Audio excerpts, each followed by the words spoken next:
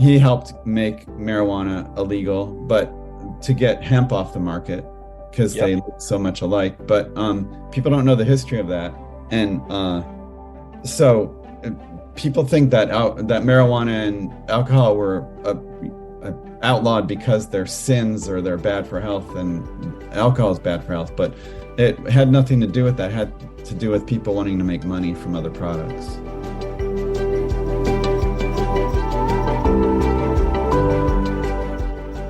Welcome to the Miracle Plant Podcast, the show that inspires, promotes, and gives you a daily dose of inspiration from the people who have used cannabis to change their lives in extraordinary ways.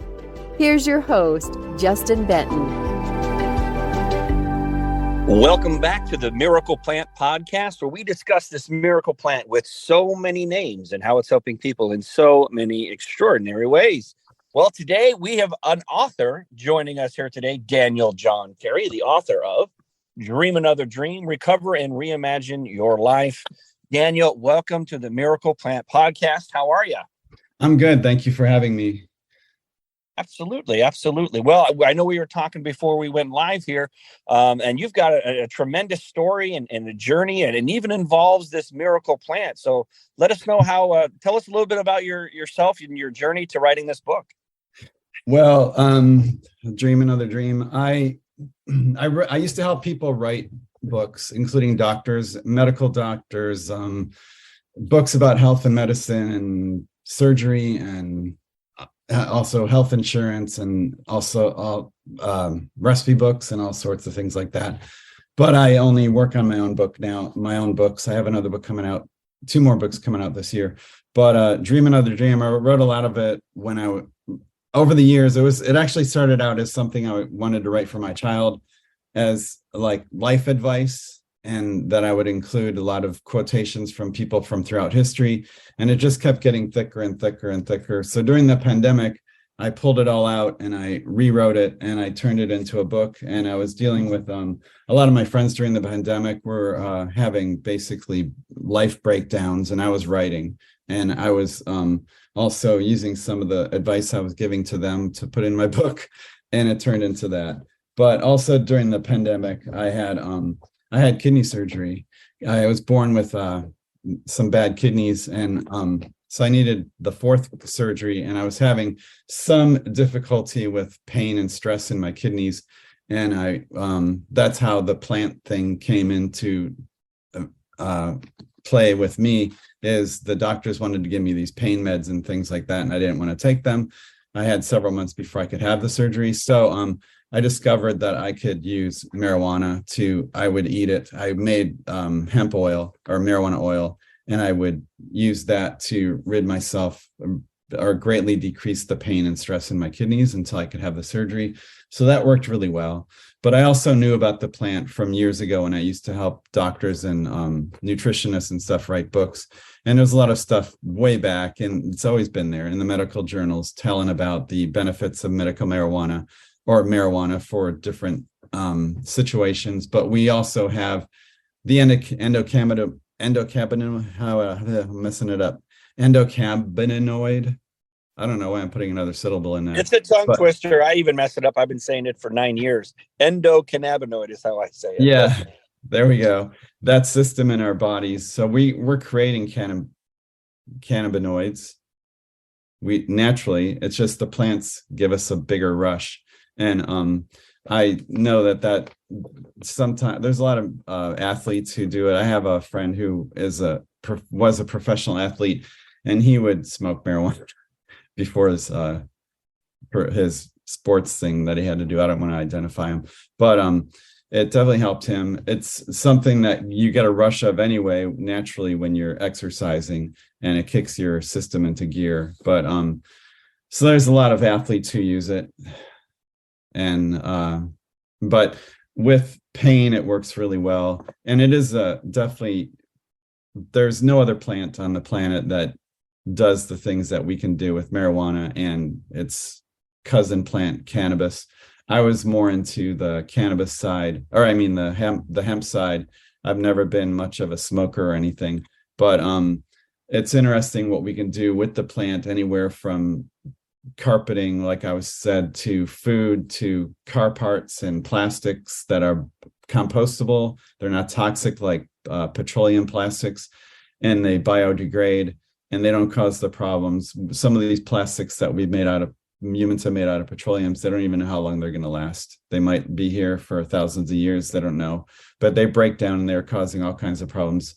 With marijuana, with hemp plastics, we can make things that are biodegradable and compostable. So you could even like just put them in your garden soil. I have a garden and I throw all sorts of food scraps in there. But as far as with my book, I was talking a lot about thinking and how your body actually creates not only molecules of emotion in tune with exercise, but just molecules of emotion in tune with whatever you're thinking and whatever you're experiencing and how you're interacting with other people.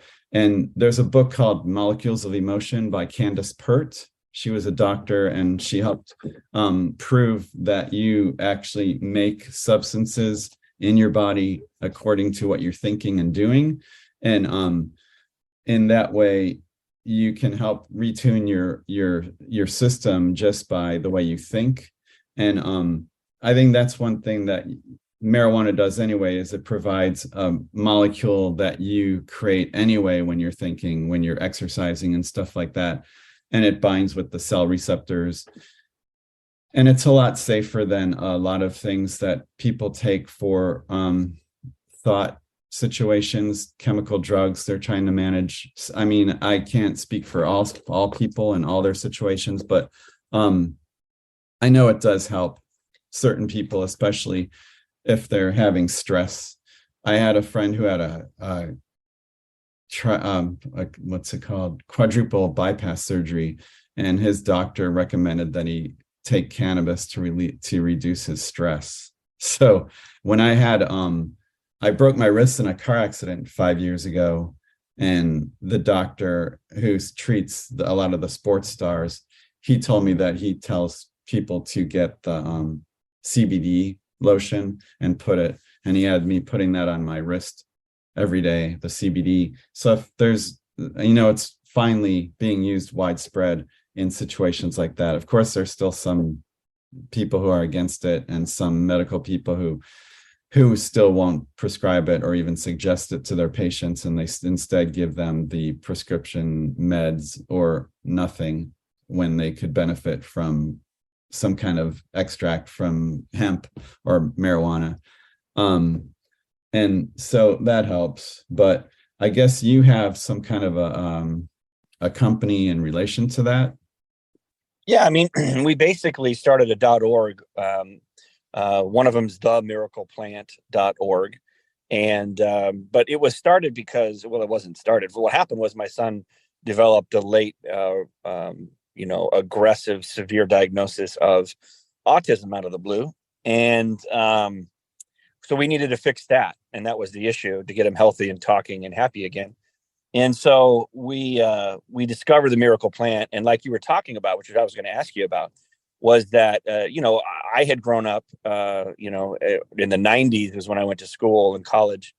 And I definitely, unlike Bill Clinton, inhaled and exhaled. But I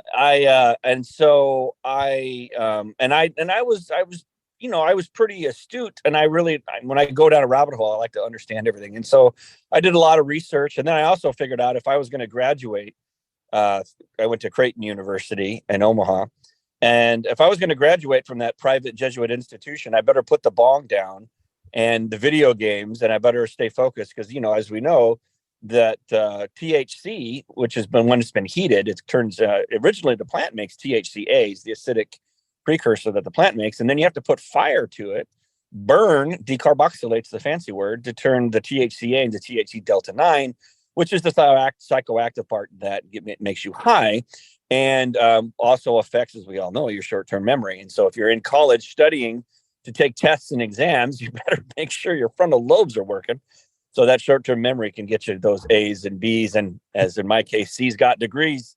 to get me out of there with that piece of paper. So, and so we set up a .org after it helped heal my son and heal his brain and detoxify the heavy metals and the pesticides and everything that his body had accumulated.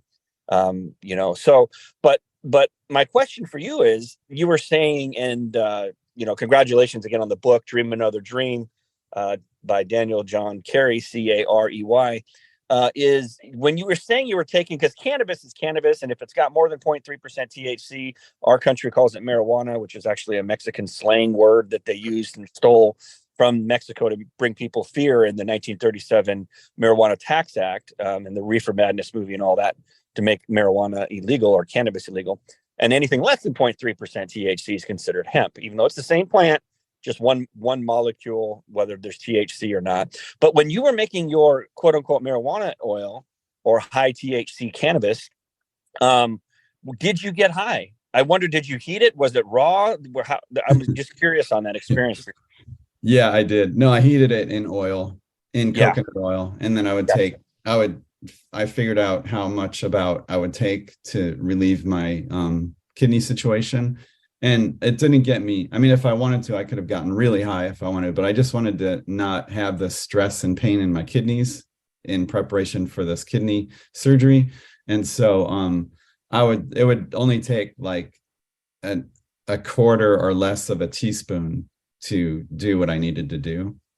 Yeah. Well, that's interesting. For some reason, when I was hearing your story, it almost sounded like you were keeping it raw, like we do. We keep all of our products CBDA or CBGA, and I'd love to send you one. So after we get done, just shoot me your mailing address and you can try it. It's just cold pressed hemp, just like how you make olive oil. Same thing.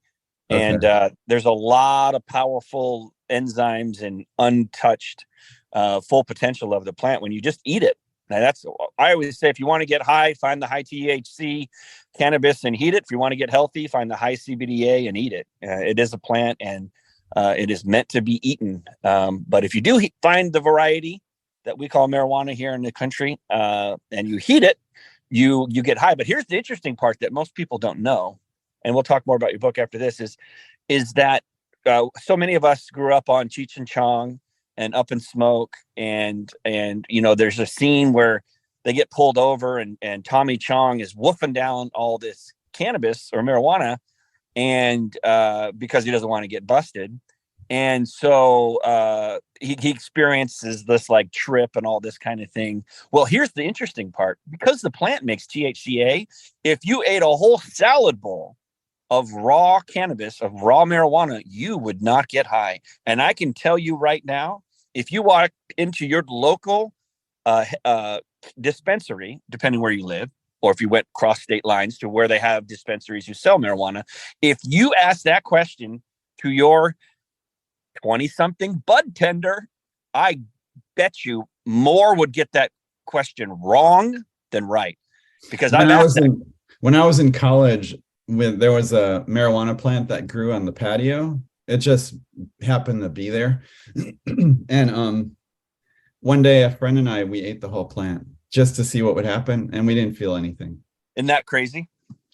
But but you're helping your endocannabinoid system. You were feeling healthy. Yeah, it does have other benefit. Any plant has enzymes and amino acids and if it's raw, it has biophotons, which are little specks of light within each cell of every plant and each cell of your body. And they help with cellular communication, but any plant has that. But yeah, we didn't feel anything with eating a whole marijuana plant. Well, and here's another funny anecdote for you. So when they were creating CBD plants, which is hemp, but there was a strain out in the Stanley Brothers, who has a popular company called Charlotte's Web, and they named it after Charlotte Figi, who's our beacon of light. It was her mother, Paige, who moved to Colorado as a medical refugee to have access to the CBD oil, and that helped with her seizures, and that's what got on the Farm Bill of 2014, which allowed marijuana became legal in Colorado and Oregon and then California. But also, it was undeniable that this plant could stop seizures, and in a child, how could you not give access? And that's really, she was the genesis. Anyways, when Paige, the mom, went to Colorado to try the CBD oil. She found the Stanley brothers, and they gave her the plant, and they, graciously named the plant after Charlotte, who's no longer with us. God bless her soul. But so it's Charlotte's Web. But the original name of the plant is called Stoner's Disappointment, because they were trying to make the highest possible THC plant they could by using hybrids and things like that. But they ended up making a plant that had only CBD. So they called it Stoner's Disappointment. So if anybody went and tried to steal one of the plants from their facility, they would take it home and smoke it and have the same experience you had when you ate that plant on the porch there. So there's a little anecdote for you. A lot of people don't know that alcohol prohibition back in the day, 100 years ago, it had nothing to do with alcohol being a sin or a bad thing for health. It had to do with taking ethanol off the market so the gasoline and the petroleum industry could establish themselves as the fuel for automobiles. And they had that prohibition for how many years? Like 1917 to I don't know what year they got rid of it, but it had more to do with, because you can make ethanol in your bathtub, you can make it out of potatoes, you can make it out of all sorts of stuff.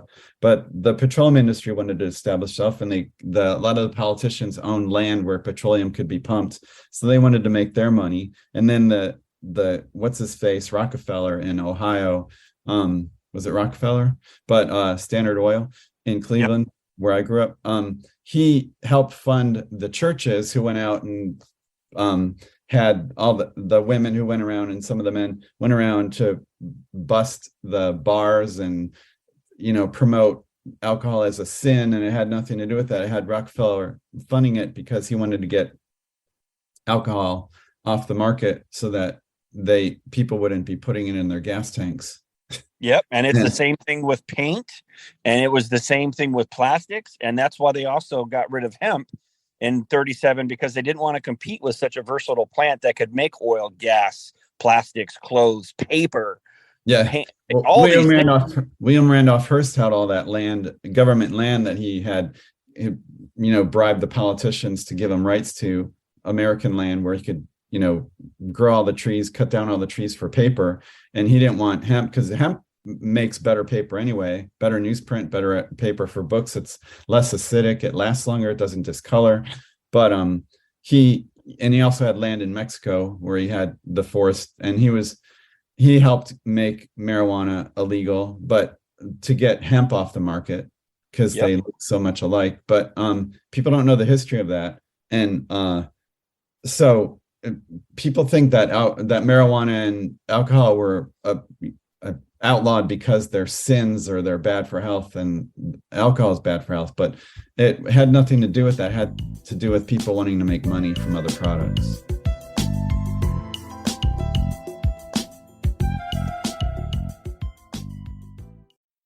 Yeah, the industrialists at the time, definitely. And the other thing that people don't know, the people that have heard this podcast do, or at least I've said it about 100 podcasts ago, but in 1937, when they passed the Marijuana Tax Act, they did not check with the American Medical Association.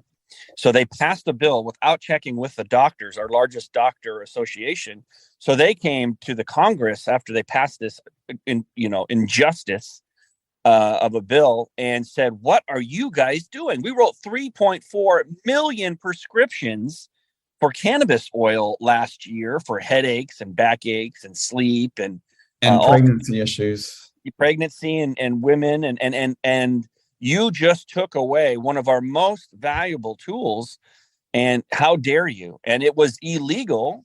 Technically it's still illegal. It's still considered a Schedule I drug. But in 30 or 35 different states now, you at least have access to it. But where I grew up in Omaha, Nebraska, I was just going through the laws because I'm doing this big project.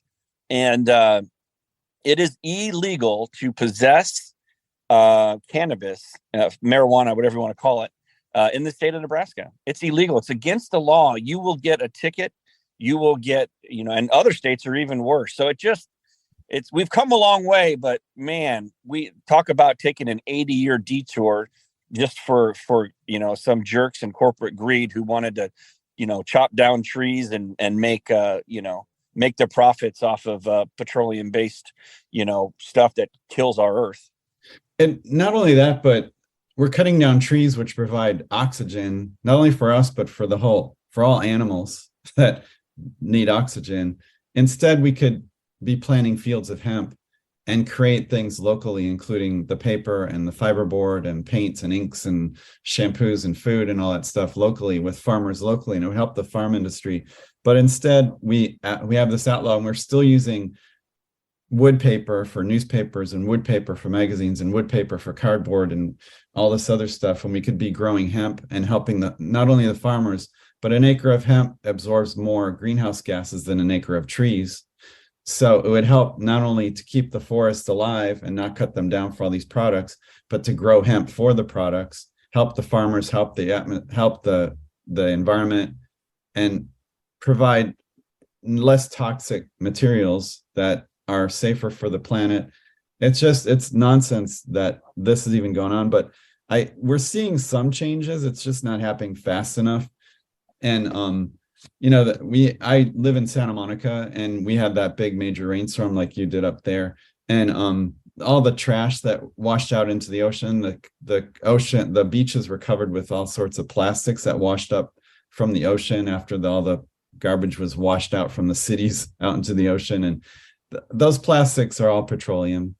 They're killing, the birds are eating them. The seagulls are dying. There's seagulls that I saw recently that two of them that were rotting on the beach, and their stomachs were burst open, and there was all kinds of plastics inside their guts.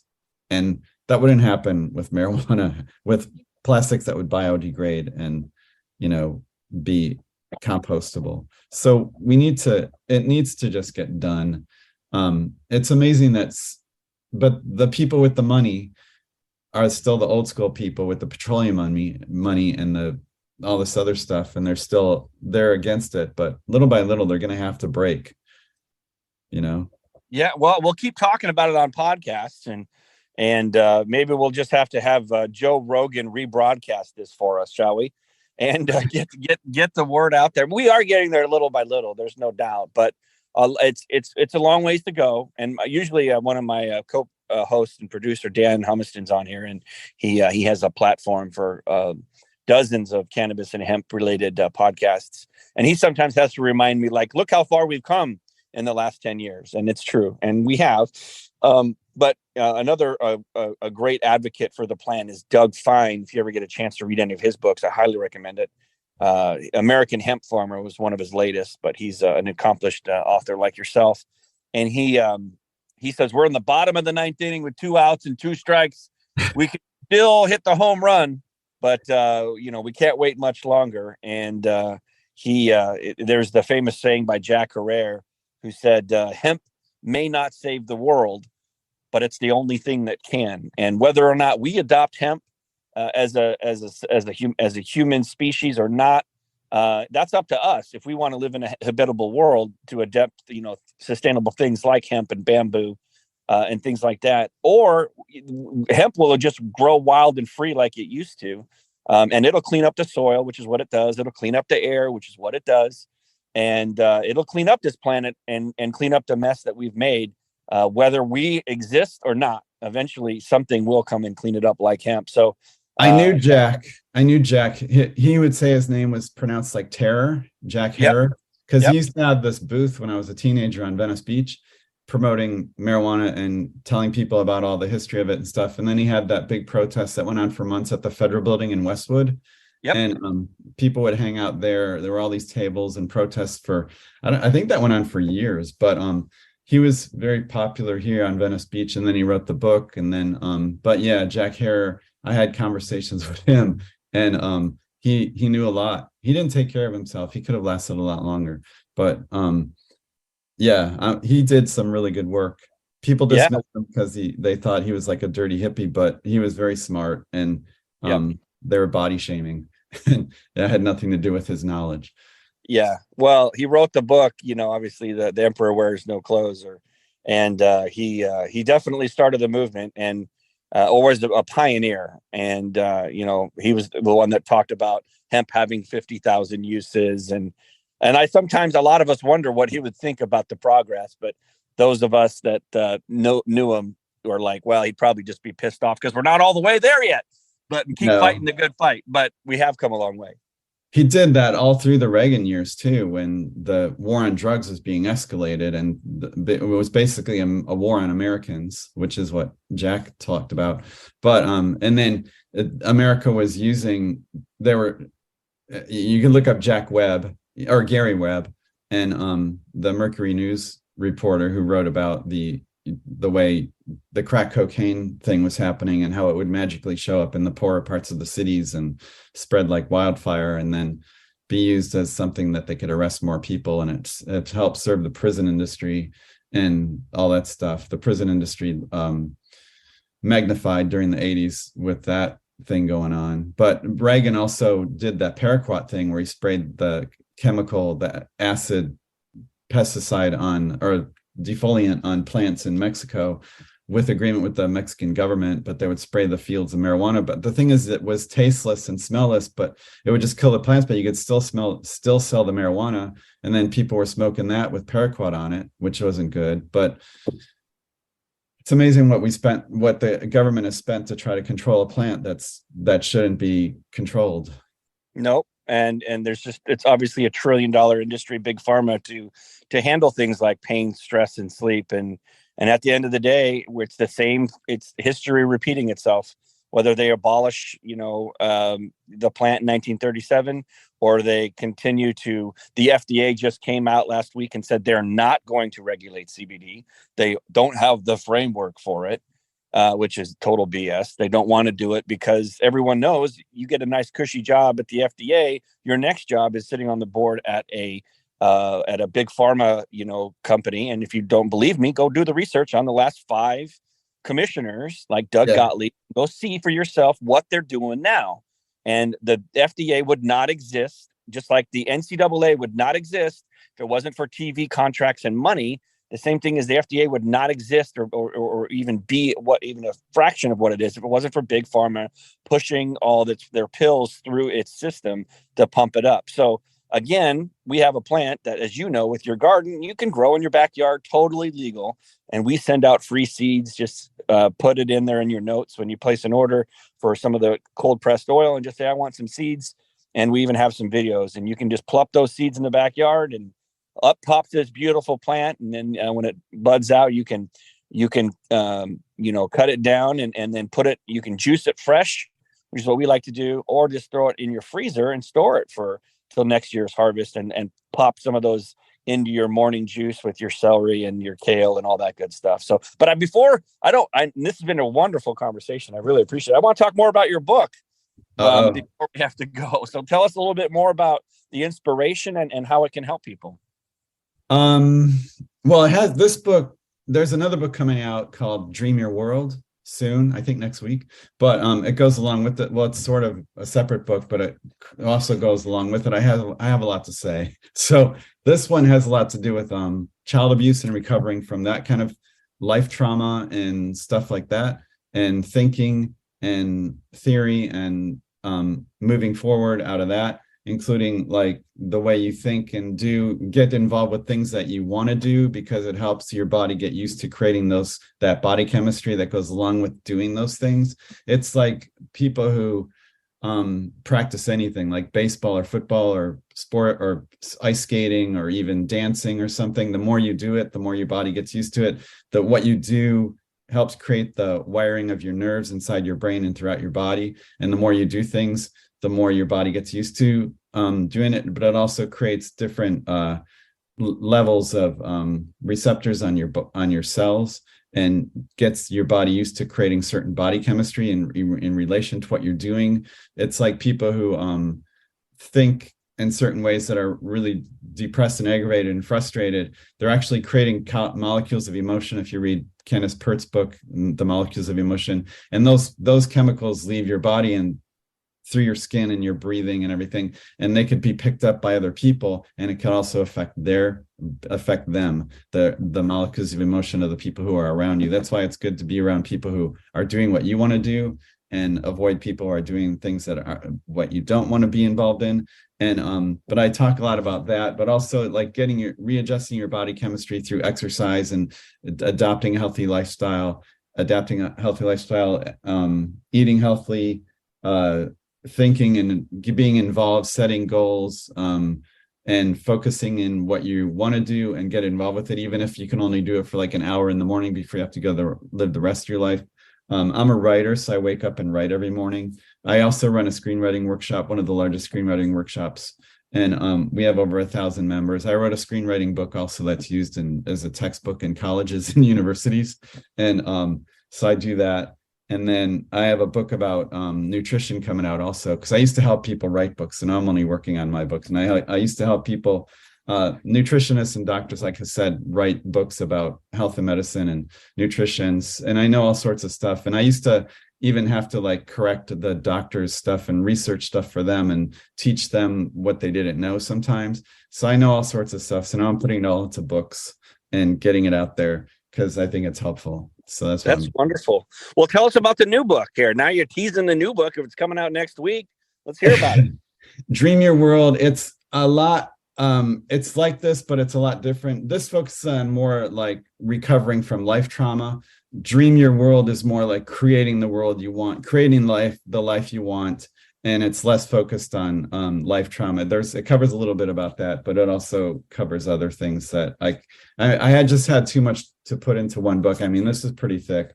Dream Your World is also 400 pages or 500 pages or something like that. So I had a lot to say. So I wanted to get it all out there and put it in a book, because I know you never know how long you're going to last. And I didn't want the knowledge to die with me. And so that's what I'm doing. Love it, man. Yeah. Well, I want to introduce you to my mom when we get a chance. Janet Benton Gaylord, she's the same way. She's got all this information, a holistic healer, psychologist, integrative nutritionist, and a massive researcher. Is she writing books? She is writing, but she's having issues like getting it out. So I'd love for you to kind of help inspire her to. It's actually her birthday today, believe it or not. Maybe I should do a Zoom with her. Is she in California or where? She normally is, but she's in Nebraska right now. Where are you, John? Santa Monica. Where are you, Daniel? Santa Monica. Okay, yeah. So you're just down the street. We're up in Ventura, about an hour north.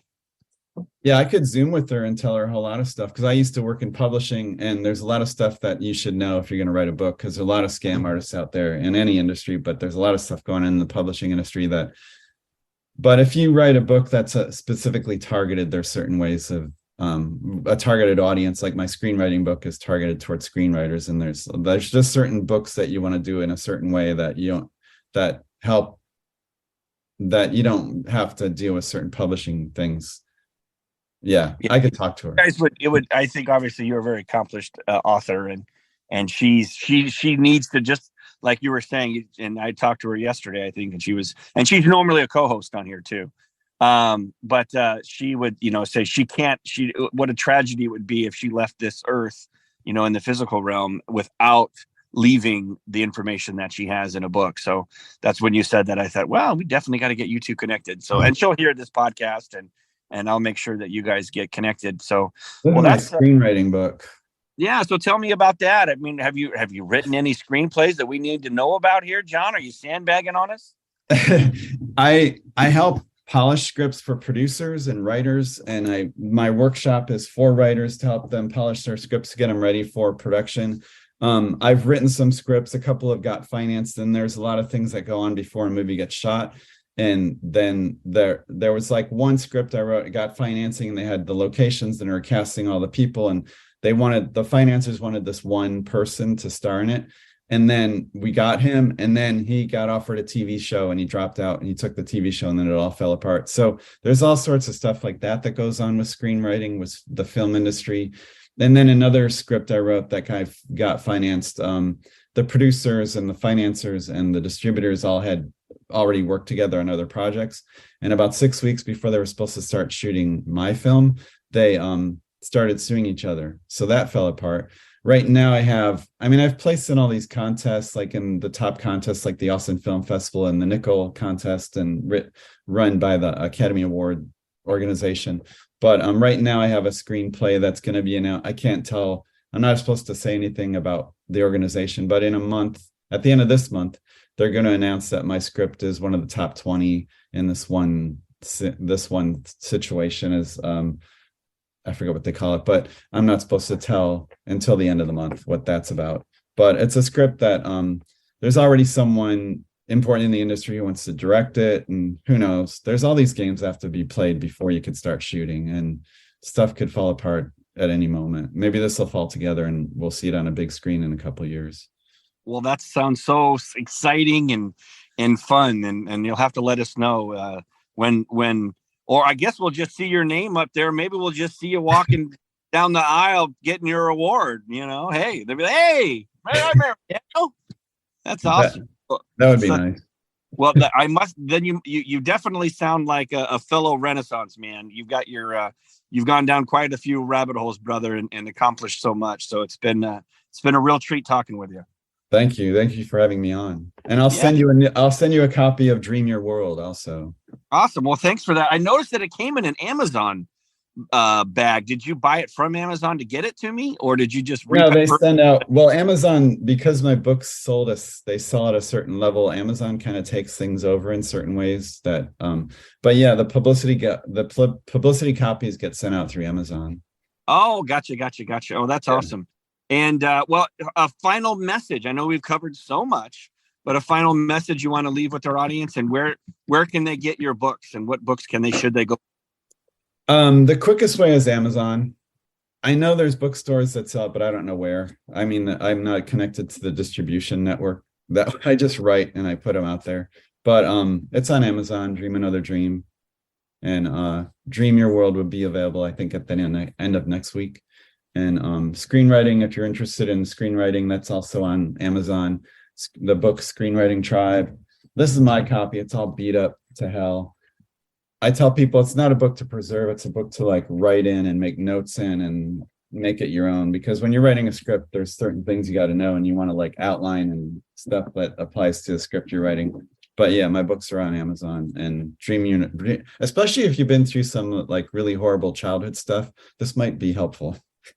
Love it. Well, I'm so glad we got a chance to meet, and you taught me a few things, and I hope I taught you a few, and I hope you, our listeners right now, you learned a few things, and go out there and go grab Daniel's books. And this has been amazing. So at the end of every podcast, we say heal the world, because that is our mission, to reach 1 billion people with a B by the year 2025, which is creeping up on us. And so we say heal the world to lift the vibration so people out there can hear it, can feel it, and find this miracle plant that can help them take control of their health. And also, obviously with Daniel writing the book about taking control of your mental health is such an important part of your health and holistic healing. So on the count of three, listening at home, join us in. Daniel, join us in the count of three. Let's say heal the world. 1, 2, heal the world. 3. Yeah. Heal the world. All right. Well, thanks for joining us, everybody, on the Miracle Plant Podcast. And we will see you next week, wherever you listen to your podcast, be it Spotify or Apple. Make sure you give us a review, rate it, and send it to somebody that was on your heart when you heard it, so they can listen and learn about this miracle plant, these great books that Daniel's writing, and this mission to reach 1 billion people by 2025. So be a blessing, everybody, and happy healing.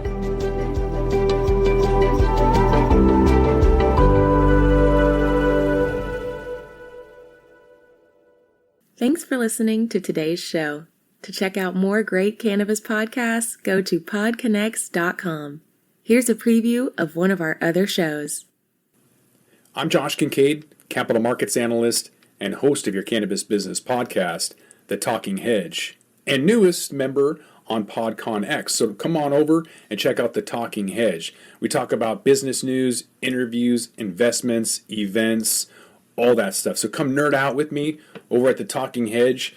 You can find me at thetalkinghedgepodcast.com or on all your favorite podcast platforms. Don't forget to like, share, and subscribe, or don't, and I'm out.